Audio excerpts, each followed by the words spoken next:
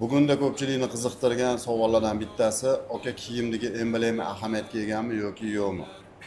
Xo'p, men o'z fikrimdan kelib chiqib aytadigan bo'lsam, ahamiyatga ega. Chunki har bir kiyayotgan kiyimizdagi yozuvlar nimanidir anglatadi. Misol uchun shaxsan men o'zimdagi Adidas bu yaxshi, zo'r ma'noni bildiradi yoki Under Armour firmasini liboslari bu himoya vosita ortida degan mazmunni bildiradi. Endi misol qilib aytadigan bo'lsak, chet davlatlarga sportsmenlarimiz chiqqanda O'zbekiston bayrog'ini nishonni urilgan bo'ladi. Buni anglashi, shu men O'zbekiston fuqarosiman.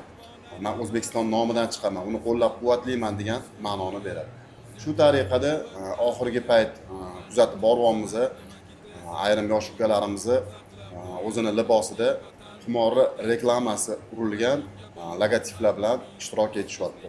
Ularni fikrini eshitadigan bo'lsa, biz qumor o'ynagin demaymiz deyishligisi mumkin, lekin ular o'sha narsani o'z libosida namoyon qilishi bu men buni vakiliman yoki men buni qo'llab-quvvatlayman yoki men buni targ'ib qilaman degan ma'noni anglatadi. O'shaning uchun ukalarimizga iltimos qilib aytib qolgan bo'lardi. Har bir tadbiq qilayotgan narsalarni manfaati bormi yoki ziyoni?